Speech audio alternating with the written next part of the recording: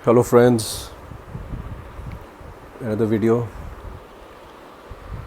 आज मैं बात करूँगा मेरे बहुत ही फेवरेट एक्टर और इंडियन सिनेमा के भी बहुत ही नामचीन एक्टर और ख़ासकर 70s और 80s के बॉलीवुड पे छाए हुए एक्टर और शायद हिंदुस्तानी सिनेमा के सबसे लोकप्रिय पात्र को, द मोस्ट फेमस कैरेक्टर को निभाने वाले एक्टर अमजद ख़ान जी के बारे में। आप लोग समझ ही गए होंगे जो मैं पात्र की बात कर रहा हूँ, वो पात्र और कोई नहीं, गब्बर सिंह का पात्र था। लेकिन मैं ऐसा सोचता हूँ कि जैसे अमजद ख़ान जी थे, he was far far more than जैसे उनको याद किया जाता है सिर्फ गब्बर सिंह के नाम से। तो थोड़ा सा आपको बैकग्राउंड बता दूँ अमजद ख़ान जी का। फिल्म फैमिली के थे। उनके फादर जयन जी काफ़ी नोन आर्टिस्ट थे, उन्होंने हीरो कैरेक्टर एक्टर सब किया था। उनके फादर ने थिएटर वगैरह किया करते थे और शोले फिल्म में लकीली उनको ब्रेक मिला। जैसे हम लोग जानते हैं कि शोले फिल्म में शायद पहले डैनी जी कर रहे थे और उसके बाद और भी लोगों को अप्रोच किया गया था और अल्टीमेटली ये डिसाइड किया गया शायद डेट्स की प्रॉब्लम्स की वजह से कि इतने दिन कोई और दे नहीं पा रहा था कि एक नए लड़के को और एक नए विलन को इंट्रोड्यूस किया जाए और अमजद ख़ान को इंट्रोड्यूस किया गया। तो शोले फिल्म के कैरेक्टर से उनको जो पॉपुलैरिटी मिली और जो चीज़ें मिली वो तो मतलब बहुत ही करोड़ों में से किसी एक को मिलती है। और कहीं ना कहीं वो इतना बड़ा हिट हो गया गब्बर सिंह का कैरेक्टर, और उसके ऊपर एडवर्टिजमेंट्स, उसके ऊपर कैंपेन्स, उसके ऊपर कितने स्पिन ऑफ्स और कितनी बार शोले लोगों के द्वारा देखी गई। उसकी वजह से थोड़ी सी वो एक छाप पड़ गई और जो शायद अंत तक नहीं मिट पाई, लेकिन फिर भी उसके अलावा भी अमजद ख़ान जी ने जो अलग अलग फ़िल्मों में अलग अलग किरदार किए हैं और जितनी वर्सिटिलिटी उन्होंने दिखाई है, उसको विज़िट तो करना ही चाहिए एक बार और ये बताना चाहिए कि वो कितने वर्सेटाइल एक्टर थे। देखिए, इंडिया में हम लोग जब भी वर्सेटाइल एक्टर्स की बात करते हैं तो संजीव कुमार जी का नाम आता है, मेरा एक वीडियो उनके ऊपर भी है। बलराज साहनी जी का नाम आता है, आगे चल के बहुत सारे एक्टर्स का नाम आता है, ओमपुरी जी का नाम आता है, नसीर साहब तो खैर थे ही। और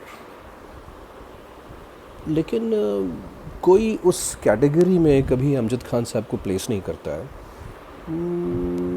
जो कि बड़ी अजीब सी बात है, क्योंकि when you look at his body of work it is very very impressive. उन्होंने हर तरह के पात्र किए थे। देखिए, विलन के रूप में तो वो शोले में इस्टेब्लिश हुए थे, लेकिन जब उनके विलन कैरेक्टर्स के ऊपर अगर हम आते हैं तो जो प्योर ब्लैक कैरेक्टर्स थे, शोले का विलन डेफिनेटली कस्मे वादे के विलन से अलग था। और कस्मे वादे में वो कितने भयानक और वो कितने मतलब एक डरावने टाइप के विलन दिखे हैं, और he is having a hump, एक कोबड़ जैसा है उनके ऊपर, और उनको देखकर वाकई डर लगता है। उसी तरीके से उन्होंने कुछ और फिल्मों में भी डाकू का काम किया, डाकू के रोल्स किए, लेकिन फिर धर्म कांटा का जो डाकू था वो शोले के डाकू से अलग था, और वो भी उतना ही फेयरफुल था, और उसको अलग ढंग से उन्होंने निभाया था। उसके अलावा वो जो ठाकुरों के किरदार करते थे और विलेनिश ज़मींदारों के किरदार करते, तो उसमें भी उनका कोई जवाब नहीं है। उससे बहुत सारी फिल्में हैं, वो गंगा की सौगंध से लेकर नास्तिक तक, जिसमें उन्होंने बहुत अच्छे से उस तरह के किरदारों को निभाया है। और ख़ासकर उनका जो केमिस्ट्री अमिताभ बच्चन जी के साथ होती थी, वो एक लाजवाब केमिस्ट्री थी दो एक्टर्स के बीच की। और ये केमिस्ट्री सिर्फ ऐसा नहीं था जब वो विलन होते थे तो भी, एक ऐसी ही बड़ी इम्पॉर्टेंट फ़िल्म है जिसको मैं मानता हूँ, लावारिस। उसमें अमजद खान जी विलन तो नहीं कहे जा सकते, लेकिन ग्रे शेड के एक कैरेक्टर कहे जा सकते हैं जो अंत में अपनी गलती रियलाइज़ करता है। उस फिल्म में जो वल्नरेबिलिटी उन्होंने क्लाइमेक्स में दिखाई है और जो सेंसिटिविटी दिखाई है, वो उनकी रेंज को बहुत बखूबी दिखाता है, और वो दिखाता है कि वो किसी भी तरह के पात्र कितनी आसानी से और कितने कन्विक्शन से वो कर लेते थे। ऐसी एक और फिल्म मुझे याद आती है, मुकद्दर का सिकंदर। मुकद्दर का सिकंदर में कहने को वो विलन ही थे जो हीरो अमिताभ बच्चन को अंत में मार भी देता है, लेकिन वो जो मुकद्दर का सिकंदर का दिलावर कैरेक्टर था, वो इंडियन सिनेमा के कुछ बड़े यूनिक कैरेक्टर्स में से था, जो विलन भी था लेकिन उसकी मोटिवेशंस से हमको नफ़रत नहीं होती थी। उसकी अपनी ख़ुद की भी स्टोरी थी, हमारी थोड़ी मोड़ी सिंपैथी उसके साथ भी जाती है। और विलन होते हुए भी वो पूरा ब्लैक नहीं था, और वो एक गज़ब का कैरेक्टर था जो अमजद खान ने, और वो जो उन्होंने उस कैरेक्टर के लिए जो बॉडी लैंग्वेज और जो डिक्शन और जो मॉड्यूलेशन पकड़ा था, वो एक अमेजिंग था। और वो डेफिनेटली मुकद्दर का सिकंदर की सक्सेस में उनका भी और उस कैरेक्टर का भी बहुत बहुत बड़ा हाथ था, जिस तरीके से उन्होंने निभाया था। तो शायद कि उनको विलन के कैरेक्टर ज़्यादा मिलते थे या इस तरह की चीज़ें ज़्यादा मिलती थी, तो उन्होंने दूसरी तरह की भी फ़िल्में करनी स्टार्ट कर दी, जहाँ पे थोड़ी कॉमेडी होती थी या वो थोड़े ग्रे कैरेक्टर ज़्यादा होते थे। एक ऐसी फ़िल्म थी जो उनके अराउंड ही सेंटर्ड थी, दादा। ये फ़िल्म भी देखनी चाहिए, वो अपने ज़माने में चली हुई फ़िल्म है ये। तो वो फ़िल्म में भी उन्होंने जिस तरीके से उस ग्रे कैरेक्टर को दिखाया, और अंत में तो वो काफ़ी पॉजिटिव हो जाता है वो कैरेक्टर। ऐसी एक फ़िल्म उन्होंने की थी अमिताभ बच्चन के साथ अगेन, जिसमें वो शायद वो सपोर्टिंग एक्टर के लिए उनको नॉमिनेशंस भी मिले थे, और वो बहुत ही एक अच्छे दोस्त और एक फ्रेंडशिप के ऊपर पूरी फ़िल्म थी। फ़िल्म का नाम भी था याराना। अच्छी फ़िल्म थी, हिट फ़िल्म थी, गाने आज भी चलते हैं। तो उन्होंने जो एक अपने दोस्त के लिए डेडिकेटेड जो किरदार उन्होंने निभाया, और सेकेंड हाफ में जो उन्होंने पागल का किरदार निभाया, और वो अपने आप में एक वो बहुत ही एक मैच्योर परफॉर्मेंस थी, और definitely it deserved many many more laurels. ऐसी ही बहुत सारी फ़िल्मों में वो एक्सपेरिमेंट कर रहे थे। एक लोक परलोक नाम की भी फ़िल्म थी, उसमें भी उनकी सारी चीज़ें बहुत अच्छी थी। अच्छा, ये विलन्स करते करते भी वो विलन्स में भी अलग अलग शेड देते थे। जैसे एक फ़िल्म है विनोद खन्ना और उनकी है इनकार नाम की फ़िल्म है, अपने ज़माने में बड़ी हिट फ़िल्म थी। उसका जो विलन है इनकार का, वो एक डिफरेंट विलन है, और वो डेफिनेटली शोले के विलन से कहीं अलग है, और थोड़ा सा अर्बन विलन है, और जिस तरह की वो बातें करता है, जिस तरह की, उसी तरीके से देवानंद की देश परदेश में भी जो वो कैरेक्टर ग्रे है, लेकिन ग्रे होते हुए भी उस कैरेक्टर का एक अलग चार्म है, और आपको मतलब वो उस कैरेक्टर से आपको सिंपैथी भी होती है उस फिल्म में भी। तो ऐसी बहुत सारी फिल्में, अच्छा इस तरह की फ़िल्में करते हुए वो ऑफबीट सिनेमा भी किया करते थे। बड़ी अजीब सी बात है, वो सत्यजीत रे के शतरंज के खिलाड़ी में जो उन्होंने नवाब वाजिद अली शाह को निभाया है, वो एक जिसकी जितनी भी तारीफ़ की जाए कम है। लेकिन जैसे 80s आते आते कुछ नए हीरोज़ आए, और ट्रेंड चेंज हुआ, और साउथ की फार्मूला फ़िल्मों का ट्रेंड आ गया, और बॉलीवुड में कुछ नए हीरोज़ आए, तो कुछ नए हीरोज़ के साथ कुछ नए विलन्स का भी आना ज़रूरी होता है। और फार्मूला साउथ की फ़िल्में चल रही थी, तो शायद अमजद खान जी उसमें उतना सेट नहीं होते थे।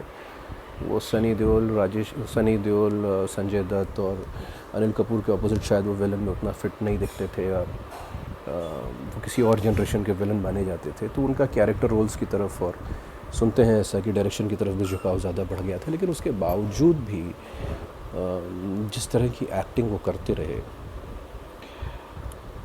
वो एक कमाल की बात थी।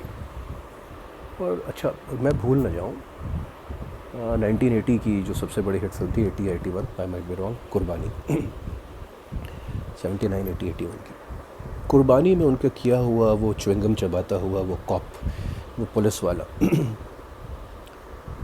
कुर्बानी में he took all the claps, he stole the show.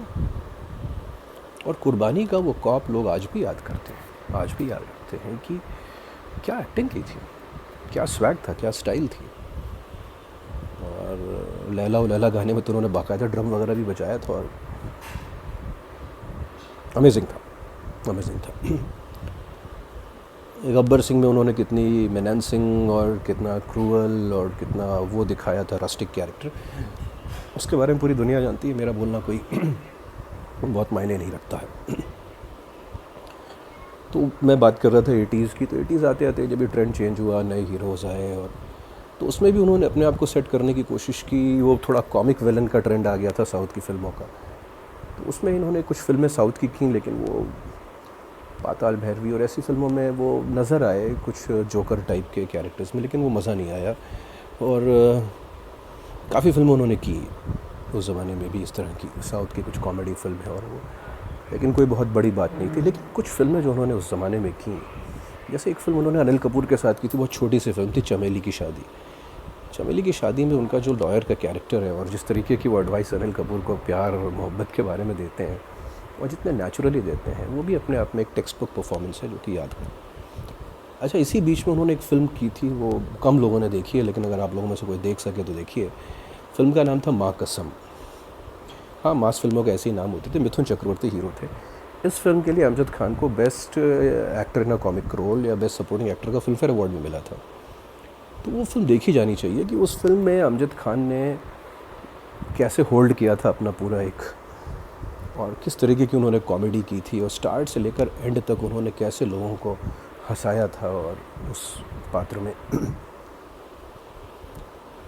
तो इन सब फिल्मों के अलावा, जैसे मैंने कहा, वो बासु चैटर्जी के साथ भी काम कर लेते थे और मास फिल्में भी कर लेते थे, साउथ की भी फिल्में कर लेते थे। ऐसी उनकी एक मतलब करियर के एंड की तरफ एक फ़िल्म उनकी आई थी लेकिन, गुलजार साहब की फ़िल्म थी। म्यूज़िक आज भी लोगों को याद है।